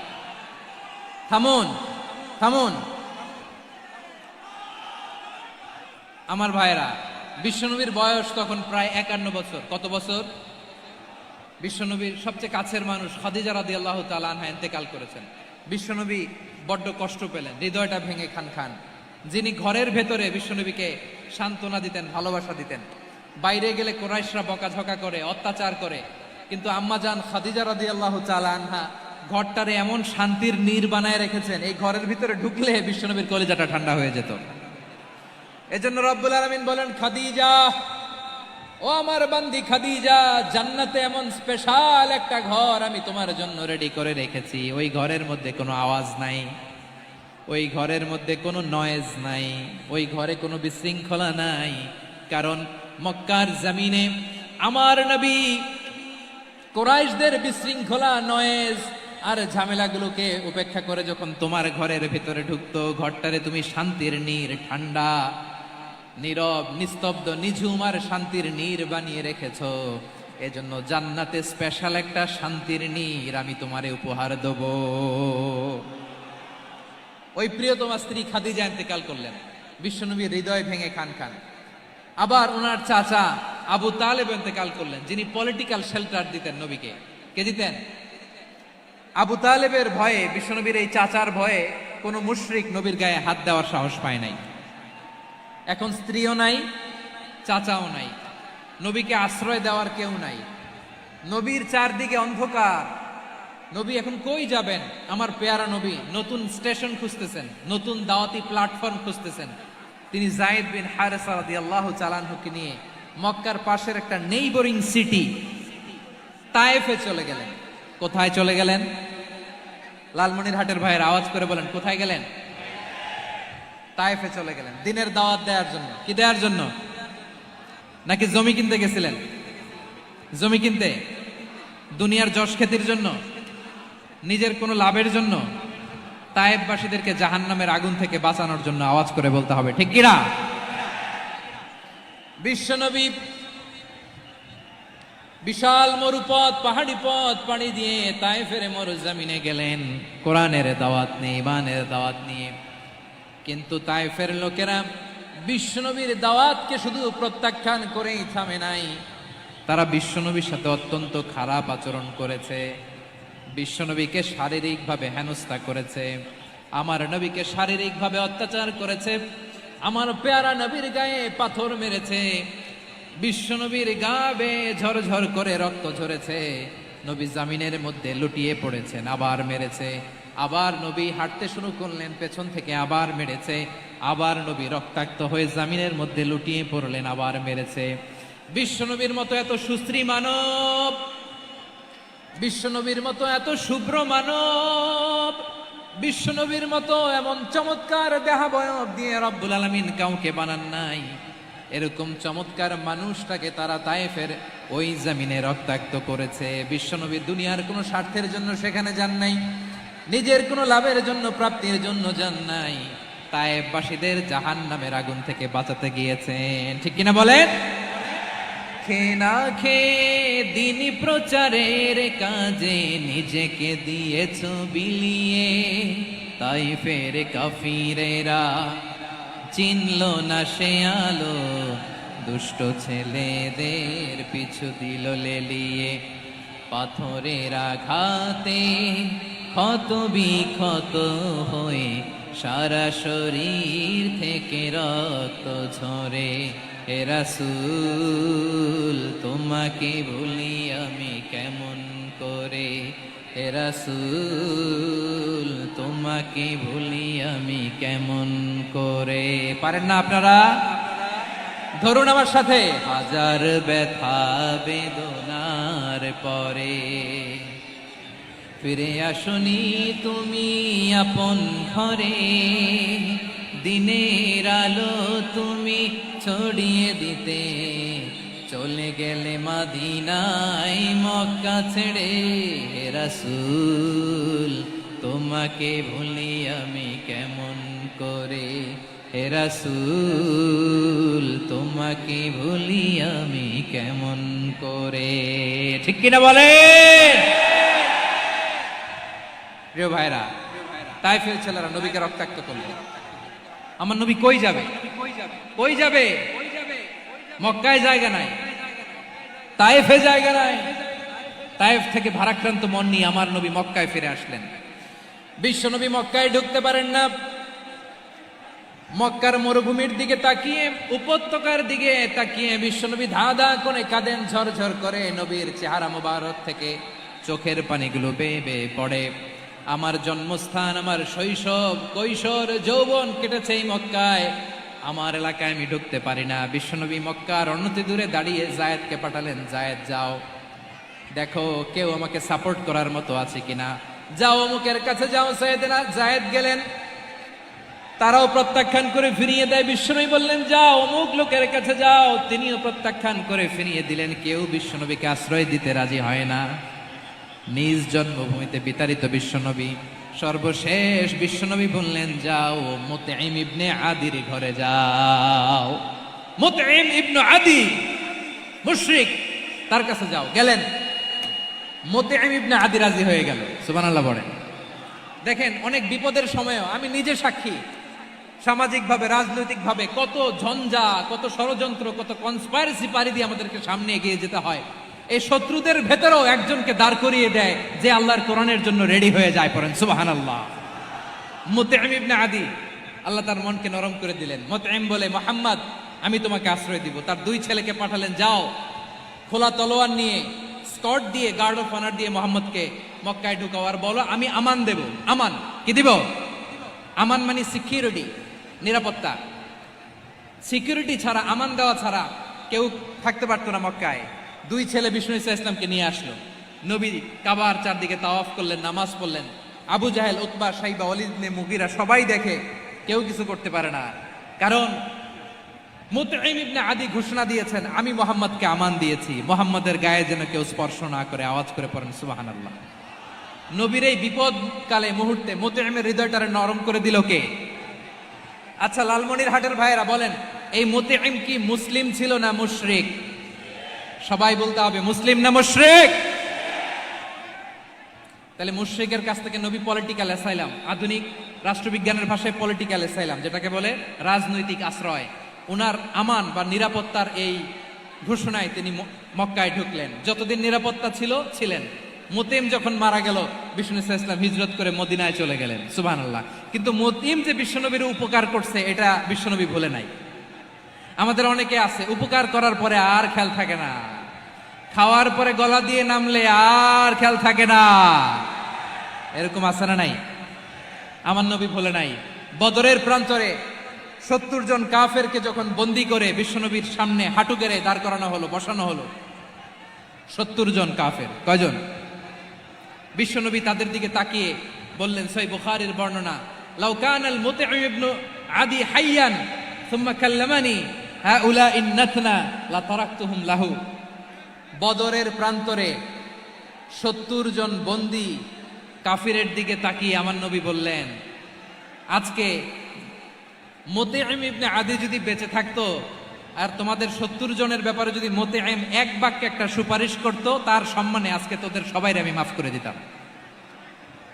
সুবহানাল্লাহ। নাই ওই যে চিল্লাচিল্লি যে কথা বোঝে নাই, কোন জিনিস মিস করছে ওরা নিজেরাও বোঝে নাই।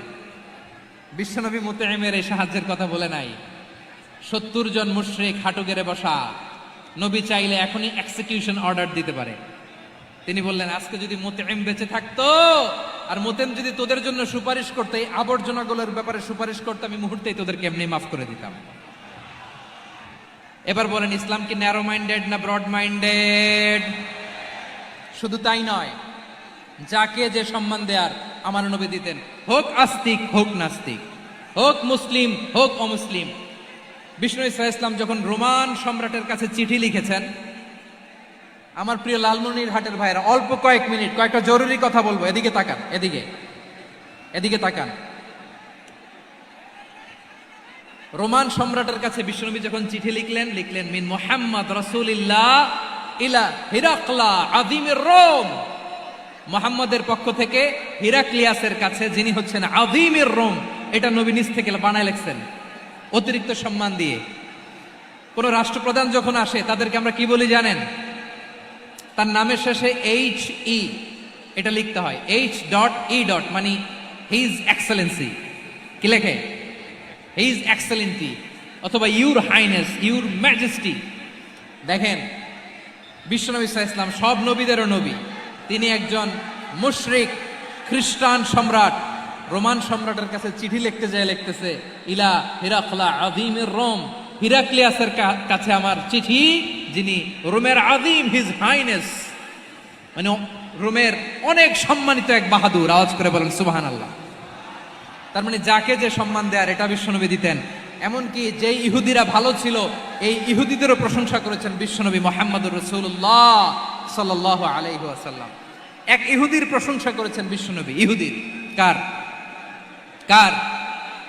আমি তো আমার ভাইয়ের প্রশংসা করি না, আমি তো এক আলেম আরেক আলেমরে স্পেস দেই না,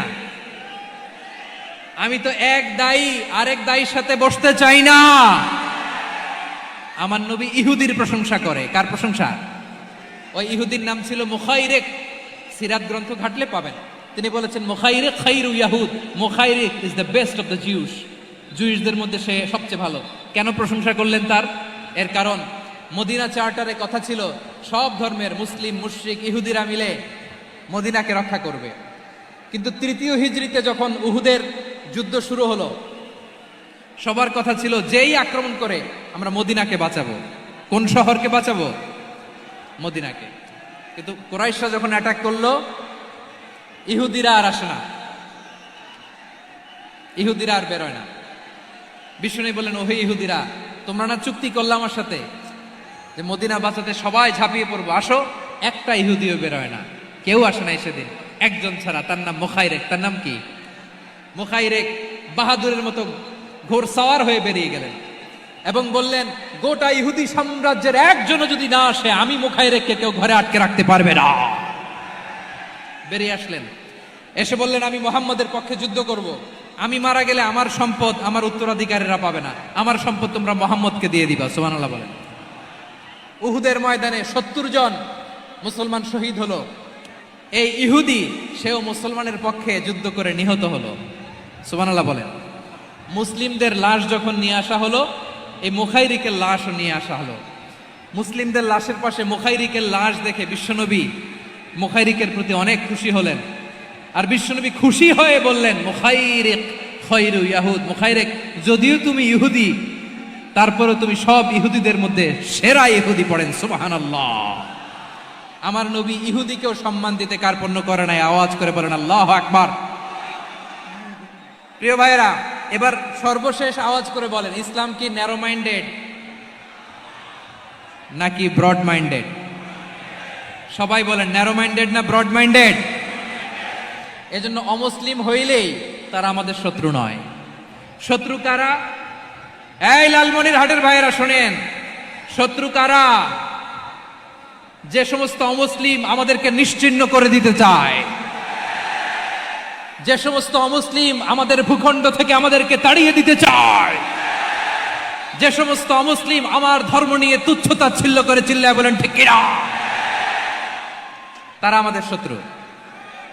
সাধারণ অমুসলিমরা আমার শত্রু নয়। এই যে হিন্দুরা থাকে, এরা আমার ভাই, বৌদ্ধরা আমার ভাই, খ্রিস্টানরা আমার ভাই, ইহুদিরা আমার ভাই। তারা দিনই ভাই নয়, তারা মায়ের পেটের ভাই নয়, তারা মানবিক দিক থেকে ভাই। ও মানুষ, আমিও মানুষ। ইসলাম মানুষকে সম্মান করে, চিল্লায় বলো ঠিক কিনা। যারা আমাদের অস্তিত্বকে নিশ্চিহ্ন করতে চায়, যারা আমাদের ভূখণ্ডকে দখল করতে চায়, যারা আমাদেরকে নিয়ে মকারি করে, ফান করে, টিটকারি করে, আমার ধর্ম নিয়ে খেলা করে, তাচ্ছিল্য করে, ওদের বিরুদ্ধে আমাদের জিহাদ। সাধারণ মুসলিম আমাদের শত্রু নয়। আপনি জানেন, নিউ ইয়র্কে, আমি তো নিউ ইয়র্কে ছিলাম অনেকদিন, ওখানে ফিলিস্তিনিদের পক্ষে যখন আমরা মিছিল করেছি, অনেক ইহুদি আমাদের সাথে মিছিলে দাঁড়িয়েছে। কারণ ওরাও জানে এই ভূখণ্ড ফিলিস্তিনিদের ভূখণ্ড। আওয়াজ করে বলো লালমনিরহাট ঠিক কিনা। ইসরায়েলের রাজধানী খোদ তেল আবিবে অনেক ইহুদিরা বেঞ্জামিন নেতানিয়াহু তার বিরুদ্ধে মিছিল করেছে। তো তারা কি আমাদের শত্রু? না। অনেক খ্রিস্টান আমাদের সাথে আমাদের স্বার্থ রক্ষায় আমাদের পাশে দাঁড়িয়েছে। খেয়াল রাখবেন, হিন্দু আর হিন্দুত্ববাদ এক নয়, ইহুদি ধর্ম আর জায়নিজম এক নয়। জায়নিজমের বিরুদ্ধে আমাদের সংগ্রাম, আমাদের জেহাদ, চিল্লায় বলেন ঠিক কিনা। এই যে ফিলিস্তিনের ভাইরা, তারা তাদের স্বাধীনতা সংগ্রামের জন্য লড়াই করছে, করে যাচ্ছে, আমরা এটাকে সমর্থন জানাই, চিল্লায় বলো ঠিক কিনা। কাশ্মীরের ভাইরা স্বাধীনতার জন্য সংগ্রাম করছে, আমরা সেই সংগ্রামকে সমর্থন জানাই, আওয়াজ করে বলো ঠিক কিনা। যারাই আমাদের ইসলামকে নিশ্চিহ্ন করতে চায়, তাদের বিরুদ্ধে আমাদের সংগ্রাম, আওয়াজ করে বলতে হবে ঠিক কিনা। ওই সমস্ত দুর্বৃত্তদের সাথে আমাদের কোনো সম্পর্ক নাই। আমরা যদি ঐক্যবদ্ধ থাকতে পারি, ওই দুর্বৃত্তরা চান্স পাবে না। আমরা ঐক্যবদ্ধ থাকতে রাজি আছি। লালমনিরহাটের ভাইয়েরা, আমরা ঐক্যবদ্ধ থাকলে ওই দুর্বৃত্তদের কালো হাত ভেঙে দিতে আমাদের সময় লাগবে না। তাদের কালো হাত ভেঙে দিতে রাজি আছে মুসলমান? কারা কারা রাজি? দু হাত তুলে দেখাও।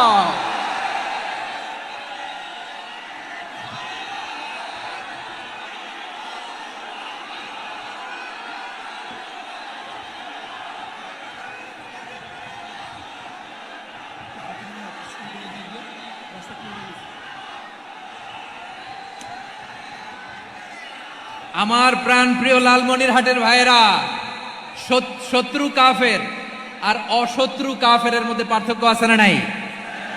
আবু তালেবও মুশরিক, আবু জাহেলও মুশরিক, কিন্তু দুই মুশরিকে পার্থক্য আছে না নাই? আবু তালেব নবীর চাচা, মুশরিক, মারা গিয়েছে মুশরিক অবস্থায়, কিন্তু আজীবন আমার নবীকে আগলে রেখেছে, আমার নবীকে সাপোর্ট করেছে, ভালোবেসেছে। আবু জাহেলও মুশরিক, মারা গিয়েছেও মুশরিক হিসেবে, আজীবন আমার নবীর বিরুদ্ধাচারণ করেছে। আবু জাহেলের শক্তি, সামর্থ্য, স্ট্র্যাটেজি, প্ল্যান সব আমার নবীর বিরুদ্ধে ছিল। আবু জাহেলের কারণে একটা দিন শান্তিতে আমার নবী মক্কায় ঘুমাতে পারে নাই, চিল্লায় বলেন ঠিক কিনা। এজন্য রব্বুল আলামিন বলেন, লা ইয়ানহাকুমুল্লাহু আনিল্লাযীনা লাম ইউকাতিলুকুম ফিদ-দীনি ওয়া লাম ইখরিজুকুম মিন দিয়ারিকুম আন তাবাররুহুম ওয়া তুকসিতু ইলাইহিম ইন্নাল্লাহা ইউহিব্বুল মুকসিতিন।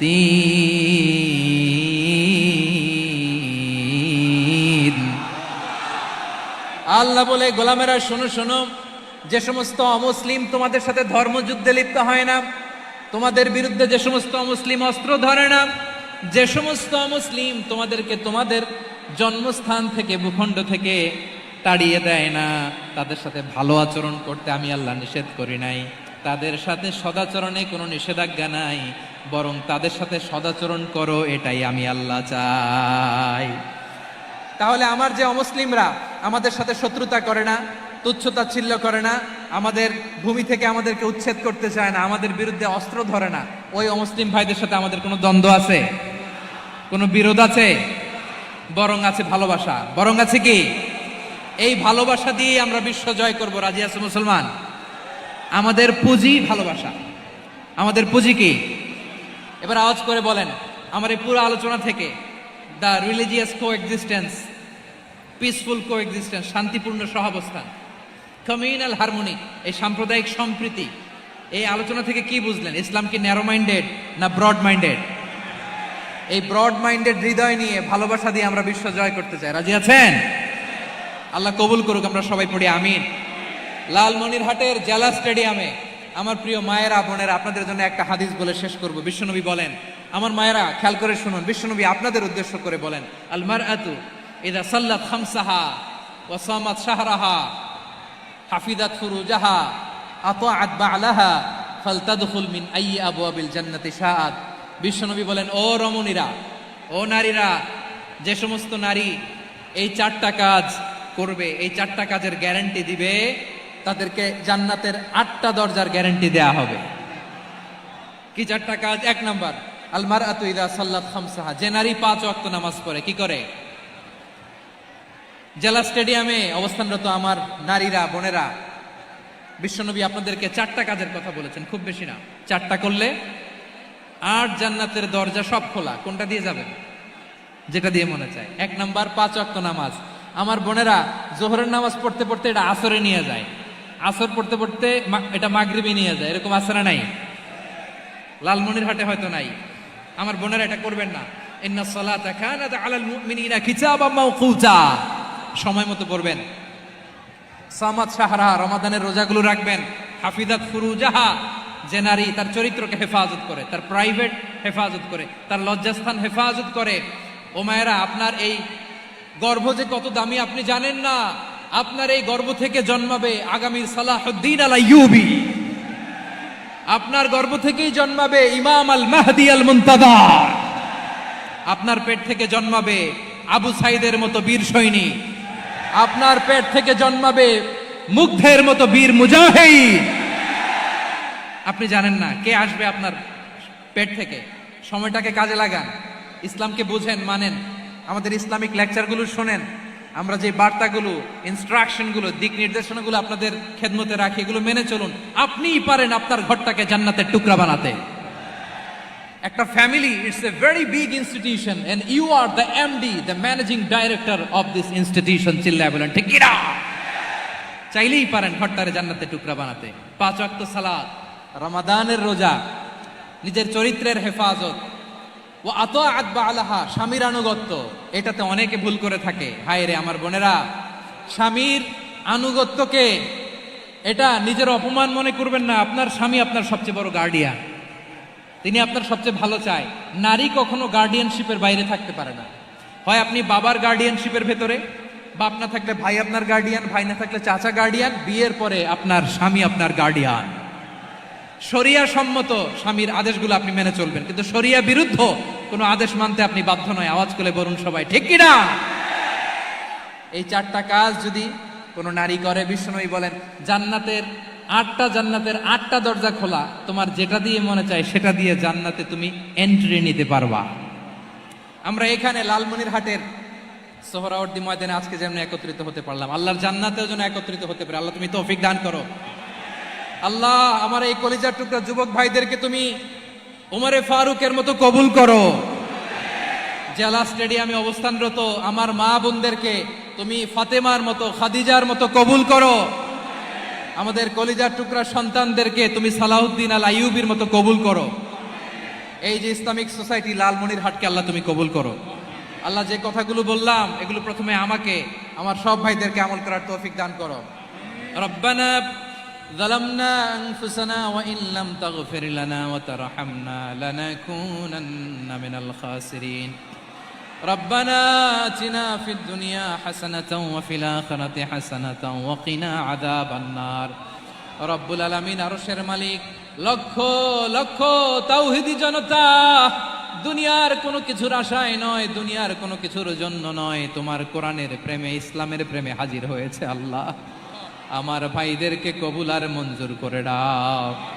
ইসলামের জন্য এই গণজোয়ার, এই উচ্ছ্বাস, এই এনার্জি শক্তিগুলোকে আগামীর ইসলামের জন্য কবুল আর মঞ্জুর করে নাও। গাড়িতে করে, হুন্ডায় চড়ে, সাইকেল দিয়ে, রেল লাইন দিয়ে, রেলে চড়ে চড়ে লক্ষ লক্ষ ভাইয়েরা বিভিন্ন জেলা থেকে আজকের এই ঐতিহাসিক লালমনিরহাটের প্রোগ্রামে যারা জয়েন করলো, নিরাপদে তুমি আবার তাদেরকে গন্তব্যে পৌঁছে দিও। রব্বানা তাকাব্বাল মিন্না ইন্নাকা আনতাস সামিউল আলিম ওয়া তুব আলাইনা ইয়া মাওলানা ইন্নাকা আনতাত তাওয়াবুর রহিম। সুবহান রাব্বিকা রাব্বিল ইজ্জাতি আম্মা ইয়াসিফুন ওয়া সালামুন আলাল মুরসালিন والحمد لله رب العالمين واجعل آخر كلامنا عند الموت لا إله إلا الله محمد رسول الله صلى الله عليه وسلم।